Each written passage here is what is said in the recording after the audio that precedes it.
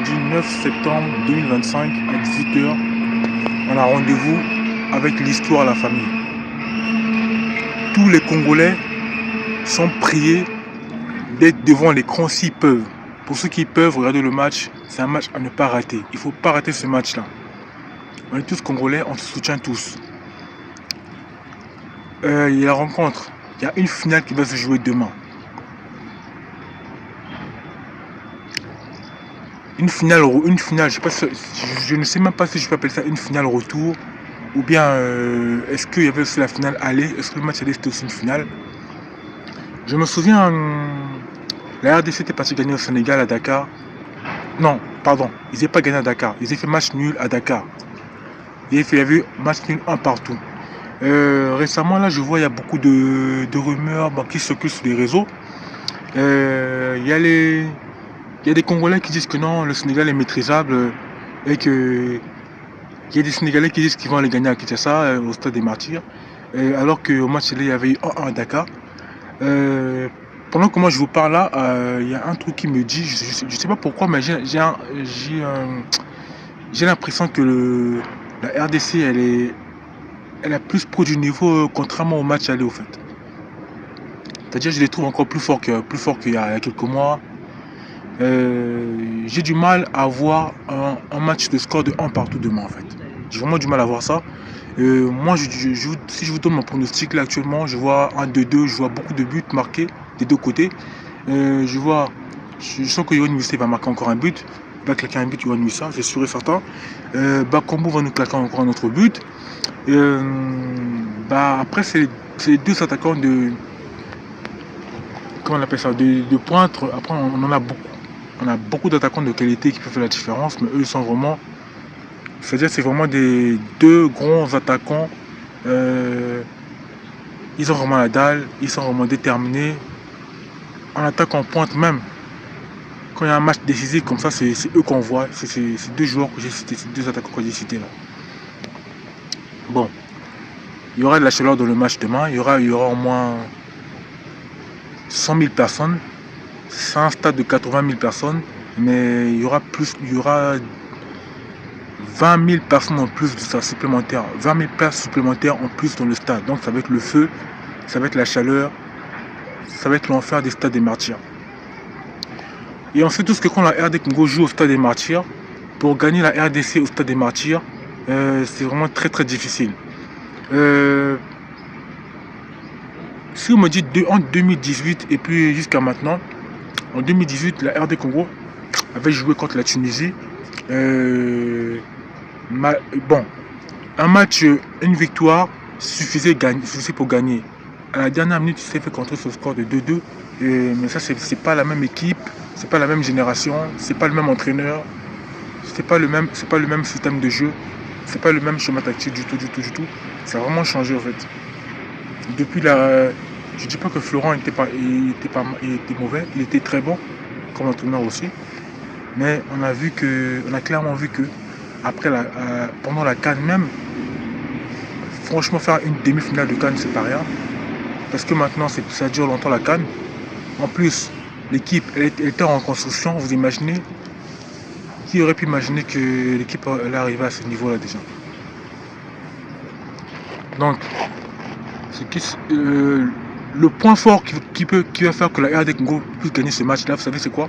C'est la vitesse de nos attaquants. Je sais que Yohan Wissa a une rapidité. Il est rapide, Yohan Wissa. Beaucoup il est rapide aussi. Bakambu, la course, c'est pas trop son truc. Lui, il est plutôt un buteur. C'est un buteur en fait. Et sur les côtés, les Yohan Wissa sont très forts. Même si là, c'est pour ça qu'il n'est pas été appelé, il n'est pas là. En défense, par contre, on a renforcé la défense avec Wan Bissaka qui est arrivé là récemment là. Avec Chionzembe avec qui ils ont joué ensemble dans les mêmes clubs. Et on voit vraiment que il y a des nouveaux joueurs qui sont rentrés dans la tanière, dans l'équipe des Léopards. Maintenant, c'est la première fois même qu'on voit que dans les mêmes clubs, par exemple là vous avez 4 joueurs qui jouent dans un même championnat. Championnat espagnol, championnat anglais. Et là, bientôt, on aura un joueur qui va jouer à Naples, là, il va remplacer Lukaku, là, Samuel Essende. Et vous imaginez, c'est la première fois. Deux joueurs qui jouent à Sunderland. Yohan Wissa qui va jouer qui va jouer à Newcastle. Il va jouer Ligue des Champions contre le Barça, vous imaginez déjà. Joseph Bamba qui est parti signer à Lille, il va jouer avec Mouko à Lille. Il y en a beaucoup qui sont là. Il y a plein de joueurs il y a des joueurs qui vont jouer. Quasiment eux tous. Hein. Ligue des Champions, Ligue Europa, Ligue Conférence Ligue, il y en a beaucoup. Là, cette équipe de RD Congo là, elle est clairement au niveau du Sénégal il a 6 ans.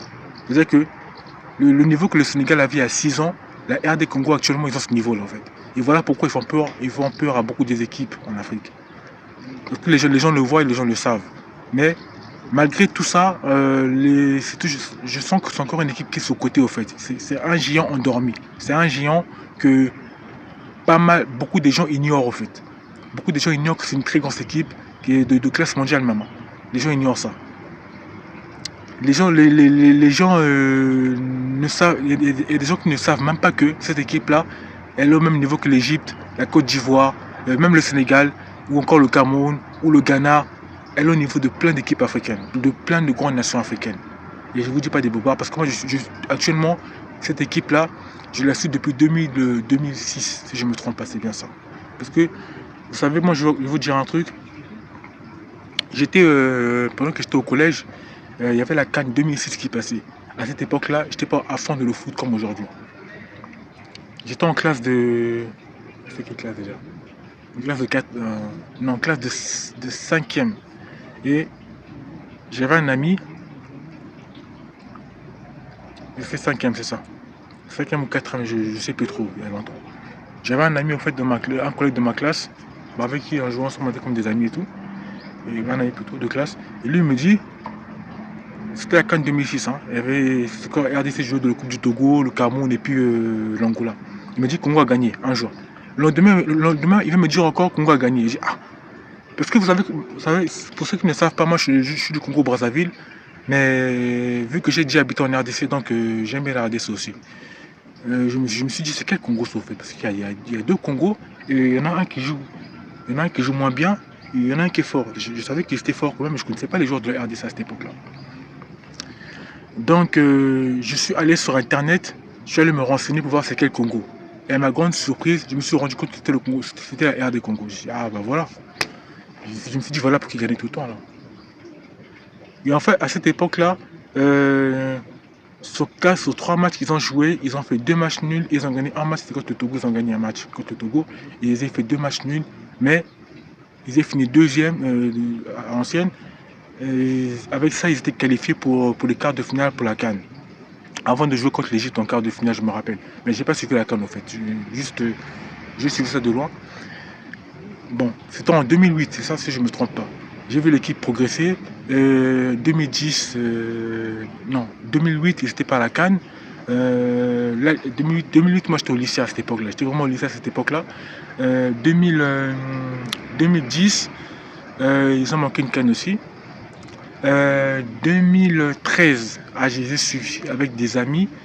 J'ai vraiment vu comment ils ont joué, ça a progressé. 2015 maintenant, ce fut le début d'une ère. Et je vais vous dire un truc. Hein. Pour moi, je vérifie un truc, pardon. Pour moi, de ma part, cette équipe de RD Congo là a vraiment commencé à se construire pendant l'arrivée de Flori Bengue. C'est-à-dire pendant l'arrivée de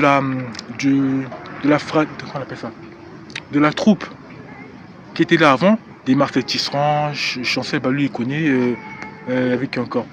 Il y a Yannick Bolassi, Ben Bakombo c'était là aussi, mais sauf que lui il jouait pas encore titulaire, il était remplaçant à cette époque-là.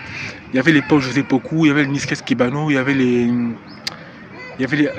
Akolo n'était pas encore là. Il y avait comment ça s'appelle encore? Ah oui, il y avait plein de joueurs. Hein. Il y a tellement de joueurs que j'ai oublié. Bon, je me rappelle que de quelques cadres en fait. Mais à cette époque-là déjà, on voyait déjà qu'il y avait déjà des joueurs de classe mondiale qui commençaient à sortir déjà. En 2017, c'était vraiment, ça commençait vraiment parce que le classement, quand je vois le classement de 27e au classement FIFA en 2017, c'est là vraiment qu'on voit vraiment que c'était vraiment, ça commençait déjà, ça commençait. La chose qui est venu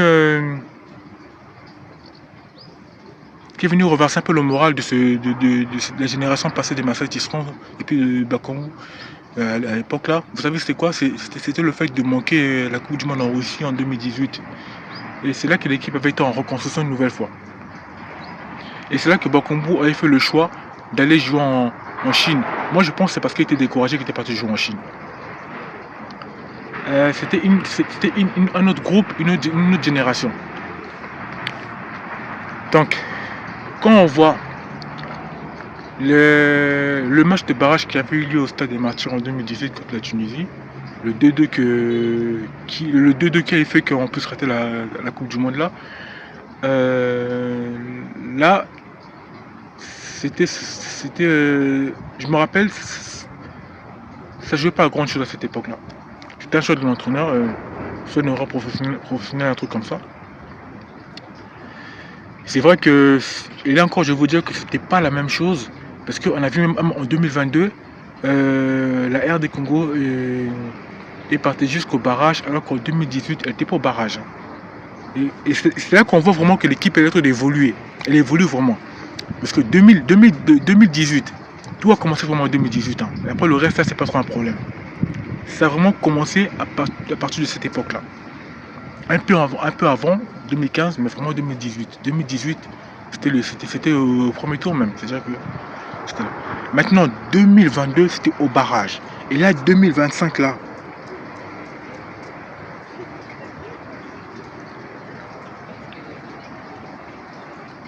Je ne vais pas dire qu'on espère, on y croit. On va le faire, on doit le faire. Autant que Congolais, peu importe, vous me dites Congo, c'est le Congo. On va le faire. 50 ans, c'est beaucoup. 1974, moi je n'étais pas encore né à cette époque-là. Mais même les anciens de ma génération, les gens de ma génération, ou ceux qui ont un peu plus que moi, ils n'étaient pas encore nés à cette époque-là. Donc, en 1974, tout le monde parle de cette Coupe du Monde-là qui avait eu lieu en Allemagne. C'est contre le Brésil.